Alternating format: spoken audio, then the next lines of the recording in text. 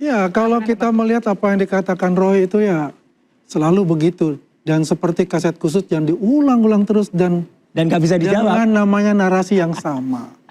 Kan kalau kita melihat ya, kalau pengen melihat, lihatlah aslinya. Ya, di situ ada watermark. Apa yang dia katakan.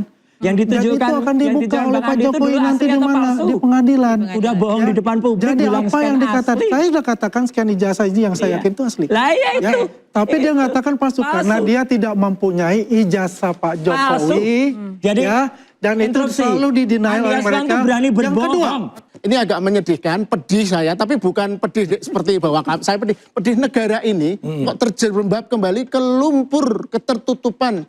Lumpur manipulasi, lumpur otoritarianisme, di mana orang hanya ingin menanyakan keaslian ijazah presidennya, ditersangkakan.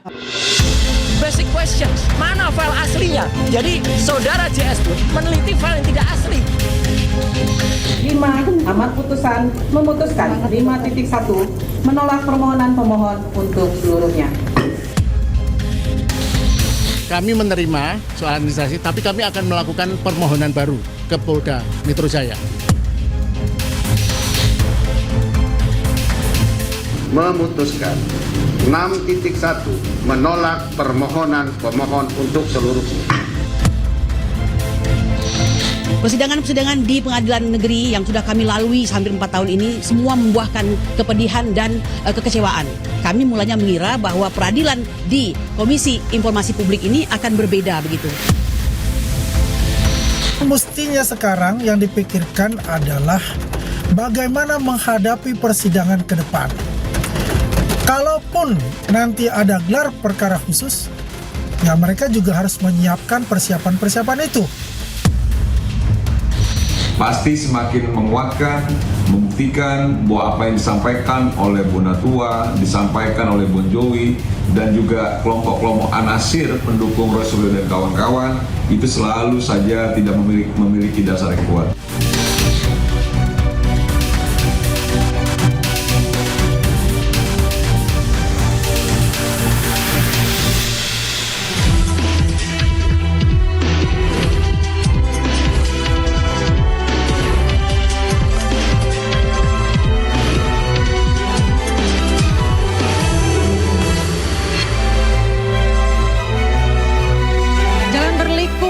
Ijazah Jokowi kembali menemui jalan buntu. Gugatan Bon Jovi dan Bonatua ditolak Majelis Komisi Informasi Publik.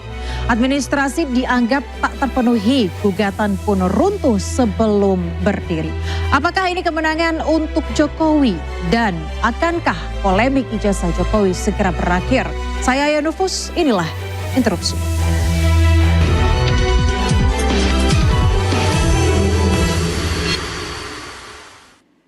Pemirsa, untuk membahasnya sudah bersama dengan saya 4 narasumber pada malam hari ini yang selalu lalu lalang di layar kaca Anda. Tentu saja ya tersangka fitnah ijazah Jokowi Bang Roy Suryo. Malam Mbak ya. Terima kasih Bang sudah mampir malam hari ini dan juga di sebelah kiri saya ada co-founder dan juga peneliti Bon Jovi Lukas Luarso. Selamat malam Bang Lukas. Tadi kita lihat di VT awal ya ada Anda yang memberikan keterangan ya usai penolakan pemohonan. Dan sebelah kanan saya ada Ketua Umum Rampai Nusantara Bang Mardiansyah Semar, Bang. Terima kasih kotak-kotak malam hari ini. Iya, kotak-kotak kita.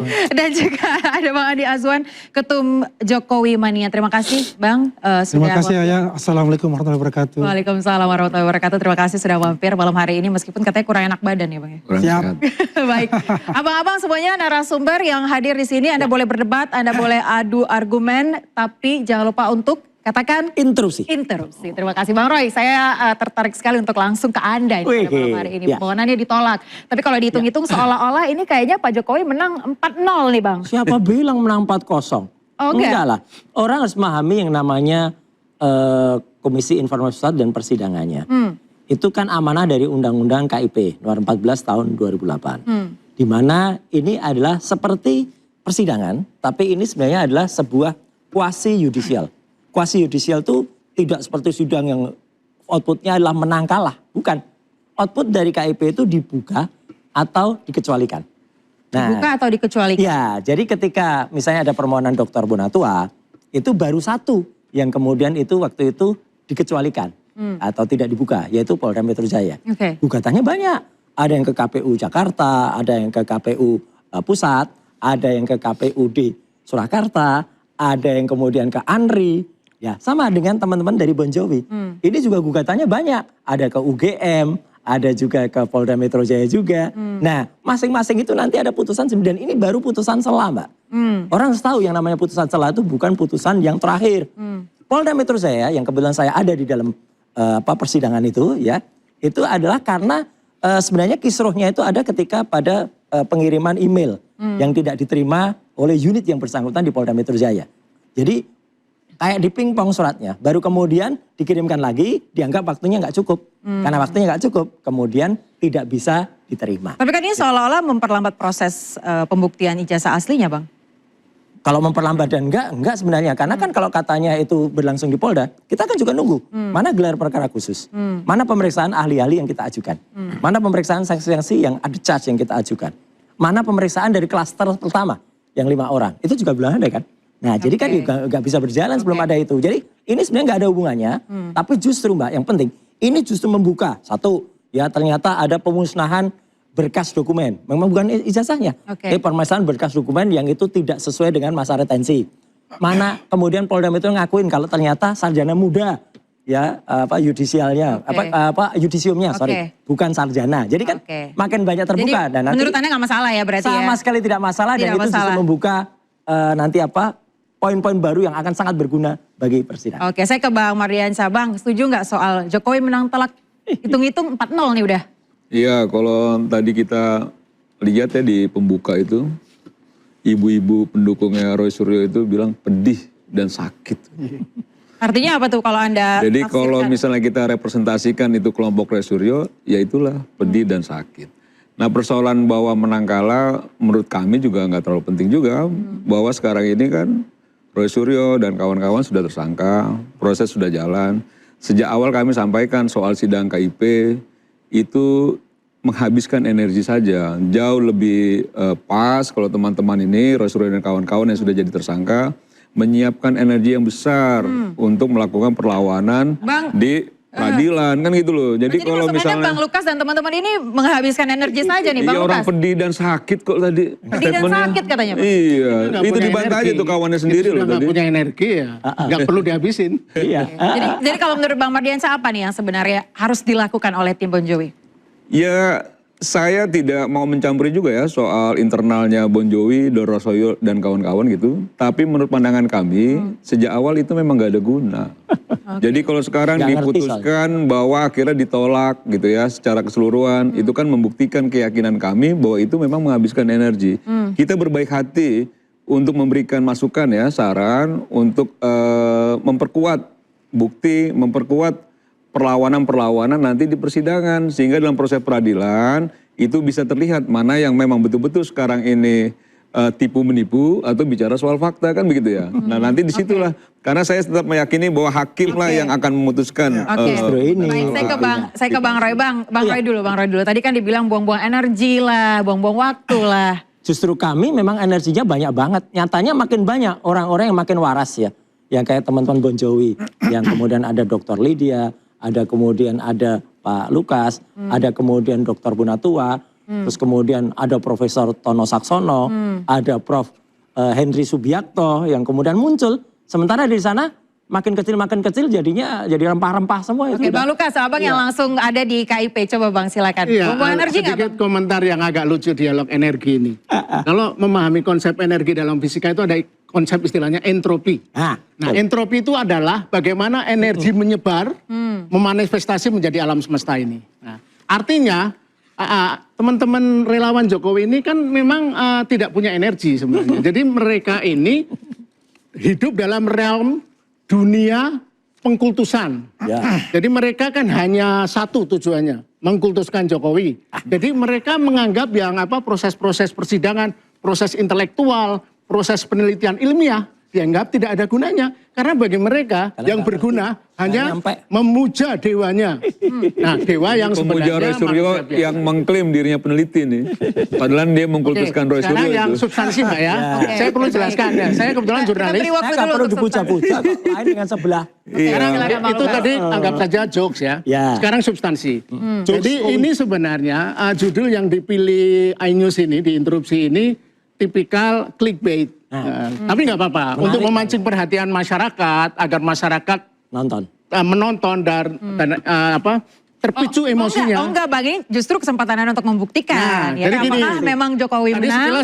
Sekilas sudah diuraikan oleh Roy Suryo. Tapi intinya bagi kami, bahkan bagi kami yang mengajukan gugutan, putusan setelah Komisi Informasi Pusat itu blessing in disguise. Semesta mendukung, ada ridho dari Allah. Artinya untuk membuka semua ini. Artinya apa? Kalau putusan setelah kemarin tidak membatal atau tidak menolak, artinya gugatan yang kami ajukan akan selesai Desember ini. Putusan adjudikasi KIP barangkali akhir Desember ini akan selesai. Dan itunya nggak seru karena dengan ditolaknya khusus Polda Metro Jaya. Jadi yang akan ada 5. Nah, Polda Metro Jaya akan baru bisa selesai paling cepat Februari atau bahkan Maret. Nah, jadi gini, ini kalau mengikuti logika polisi ada klaster kan? Klaster tersangka. Ini klaster 1, terus ada klaster 2 yang 5. Ini ada klaster Polda Metro dan klaster KPU dan klaster UGM. Nah, klaster yang kemarin ya, klaster Polda Metro Jaya ini betul-betul itu murni ketidakbecusan, ketidakkompetenan PPID Polda Metro Jaya. Jadi Polda Metro Jaya itu semula belum punya apa yang disebut formulir untuk bagi publik untuk mengadu. Jadi ketika secara prosedural kami dianggap tidak mengikuti aturan waktu 30 hari, itu salah besar. Karena kami mengajukan permohonan informasi ke Polda Metro Jaya itu sejak tanggal 27 Agustus. Tidak ditanggapi selama lebih dari sebulan. Kemudian tanggal 3 Oktober kami mengajukan keberatan.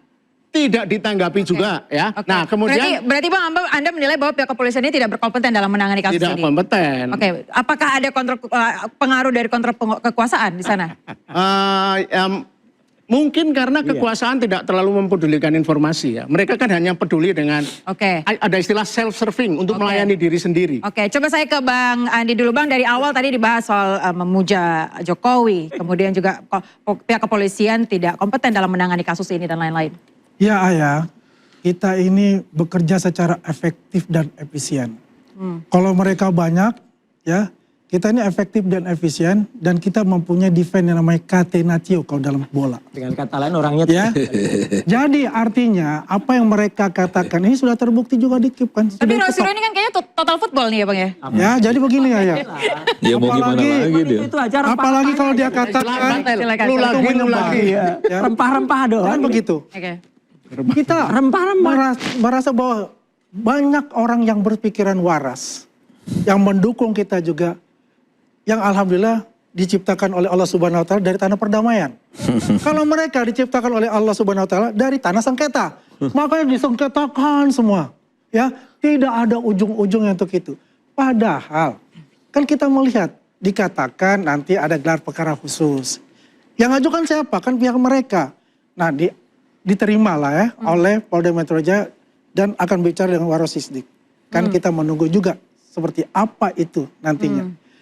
Dengan keyakinan saya ya, mungkin dalam bulan ini itu sudah P21 untuk masalah itu. Kalau tidak ada gelar perkara khusus. Kenapa? Mereka juga mempersiapkan untuk bagaimana klaster 1 ini diperiksa. Dan juga mereka punya hak. Kenapa mereka tidak ditahan? Kan ada yang mengajukan sebagai saksi meringankan dan saksi ahli. Dan itu pun juga belum diperiksa. Jadi artinya ya sebaiknya apa kata kawan saya Bung Mardiansa ya kan. Ya kumpulkan aja energinya pada saat nanti di pengadilan. Tapi kata Bang Roy ngaco tadi itu. Benar Bang? Ngaco tadi yang dikatakan. Ngaco. Kenapa ngaco Bang? Tapi kita akan bahas Bang. Kan udah jelas. Usai jeda ya Bang ya. Tetaplah di interupsi.